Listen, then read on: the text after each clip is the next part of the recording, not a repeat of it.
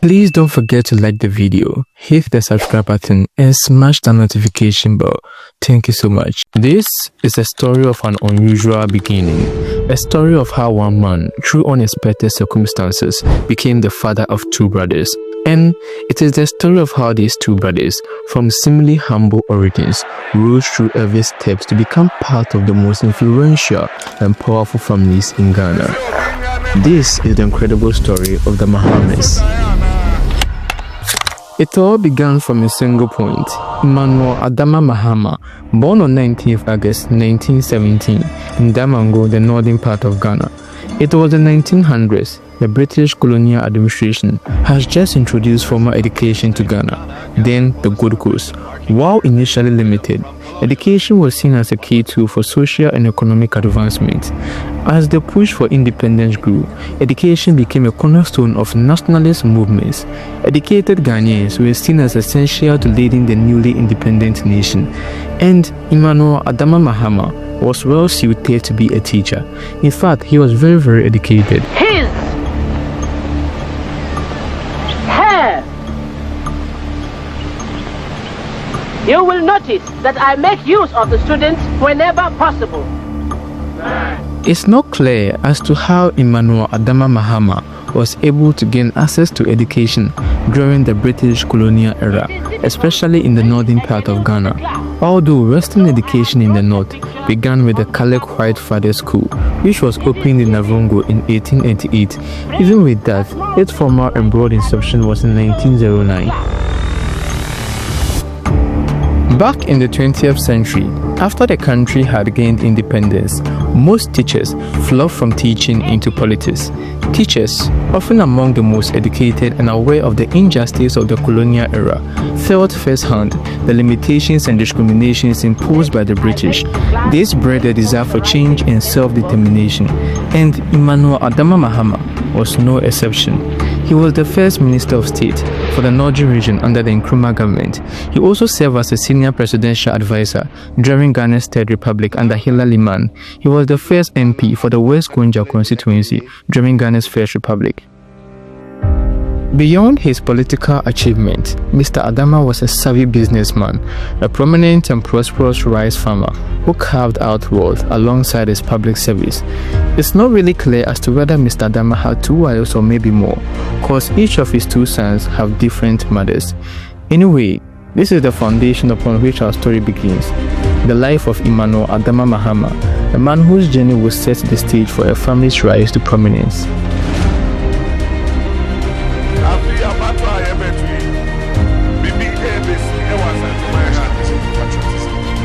Responsibility for every situation. Please don't forget to like the video, hit the subscribe button and smash the notification bell.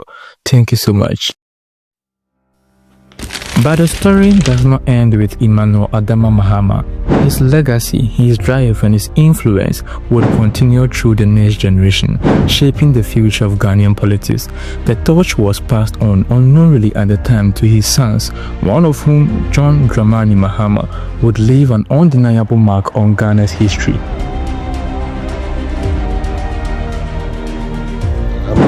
During the campaign, I said, "Is the economy stupid?" Quoting from what happened in the Clinton's campaign, and people thought that I was being offensive, and it did come down to the economy. John Dramani Mahama's journey began on November 29, 1958 in Damango, a town then serving as the capital of the West Gonja district in Ghana's northern region. His birth was more than just an event. It was another step in the family's legacy. His father, Emmanuel Adama Mahama, a successful rice farmer, also served as a member of parliament for the West Gonja constituency and also as the first regional commissioner of the northern region under President Kwame Nkrumah. John's early years were divided between the simplicity of life in Damango with his mother Abiba Nava and the bustling atmosphere of Accra, where he would eventually join his father. It was in his father's company that John absorbed a profound passion for education, a value that would shape the trajectory of his life. His schooling took him first to Achimota Basic School, where even in his youth, his protective nature was evident as he stood up to bullies, and later to the Ghana Secondary School in Tamale. Driven by a thirst for knowledge, John Mahama gained admission to the University of Ghana in Legon, the nation's premier institution, where he earned a Bachelor of Arts degree in history in 1981. This initial academic pursuit led him back to Tamale, where he took up a teaching position at Ghana Secondary School, sharing his passion for history with the next generation. However, the turbulent political and economic landscape of Ghana forced him to seek refuge in Nigeria, where he reunited with his father, then in exile. I'm deeply honored and humbled. Yet, this experience abroad only strengthened his resolve. He returned to Ghana in 1983, not just as a scholar but as an individual with a burning desire to bridge the division through communication. This conviction led him to enroll in a postgraduate program in communication studies at the University of Ghana. Graduating in 1986, his intellectual journey continued as he traveled to Moscow in the former Soviet Union to the Institute of Social Science. There, he completed a postgraduate degree in social psychology in 1988. It was in Moscow, amidst the rigid structures of the socialist system, that John Mahama witnessed its imperfections firsthand. This experience led him to a powerful realization that each nation must find its own unique path to transformation, free from the constraints of rigid ideological dogmas. 1996 marked John Dramani Mahama's former entry into the turbulent arena of Ghanaian politics. Like his father before him, Emmanuel Adama Mahama, who had transitioned from a career in teaching to becoming a member of parliament, John also answered the call to public service, joining the National Democratic Congress, the NDC. His eloquent advocacy for the underprivileged quickly propelled him to victory, securing his seat in the Parliament of Ghana representing the Bole Bamboy constituency for a 4-year term, a seat once held by his father. He would go on to win re-election in both 2000 and 2004, demonstrating his enduring appeal and effectiveness. Certainly is not true. His political career then took a significant turn in 2008 when he was nominated as the running mate to Professor John Evans Atamos, leading to his inauguration as Vice President of Ghana in 2009. Fate intervened tragically in July of 2012 with the passing of President John Evans Atamos, elevating John Mahama to the presidency. He then cemented his leadership by winning the December 2012 election, making history as the first Ghanaian head of state born after Ghana's independence. Country. It's not a single person. As Minister for Communications, John Mahama also served as Chairman of the National Communications Authority, playing a key role in the stabilization and transformation of Ghana's telecom sector. As President, he championed fundamental changes with a particular focus on strengthening Ghana's democracy. Under his leadership, Ghana's score on the Democracy Index rose from 6.02 in 2012, ranking 78th globally, to 6.75 in 2016, ranking 54th globally, making Ghana the 5th most democratic country in Africa.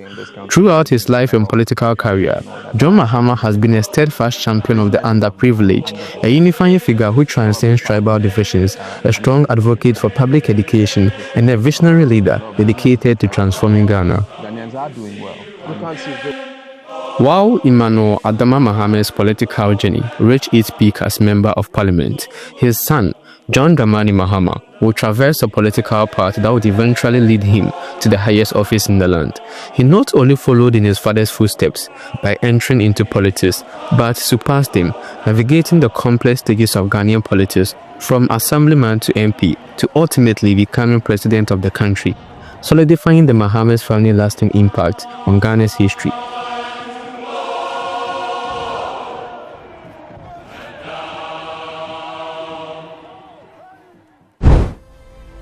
But while John Dramani Mahama's path led him to the pinnacle of political power, the story of the Mahama family is not solely confined to the political realm.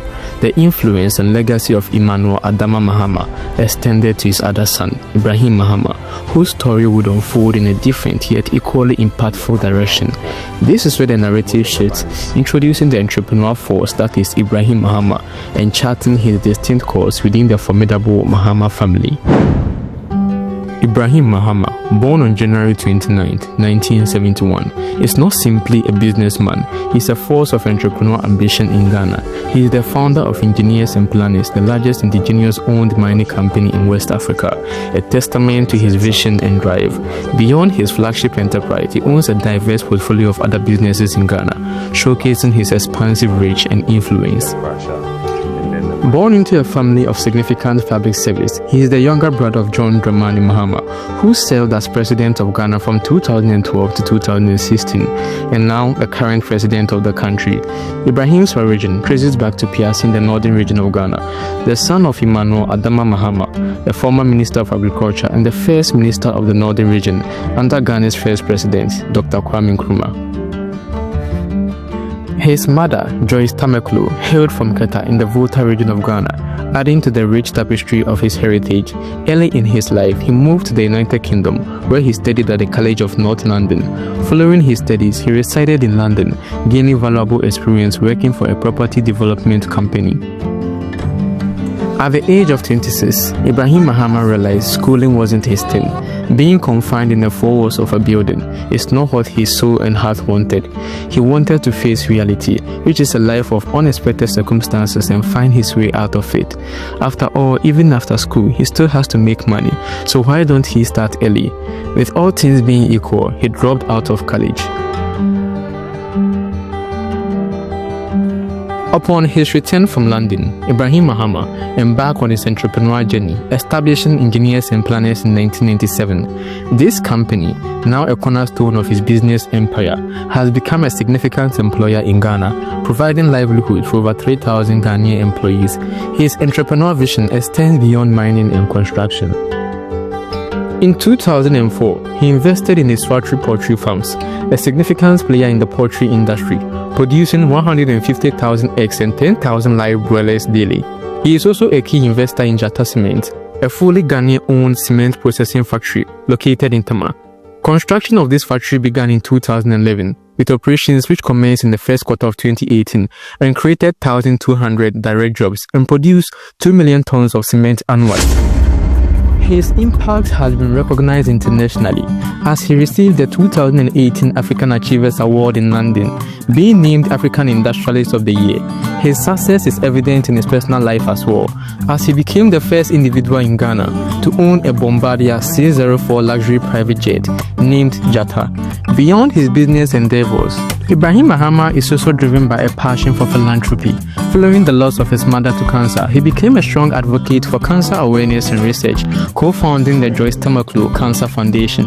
This foundation has raised funds for several hospitals in Ghana and played a key role in ensuring breast cancer patients received treatment under the National Health Insurance Scheme in Ghana.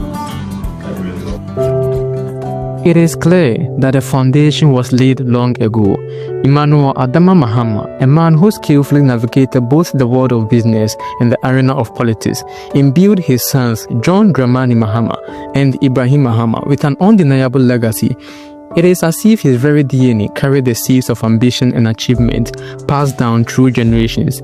For a family to forge a path of generational wealth and enduring influence, it requires a pivotal figure, someone who rises above obstacles and carves a clear route for those to come to follow. Emmanuel Adama Mahama was such a figure. He not only paved a path, but intentionally gifted his sons with the tools to build on even further.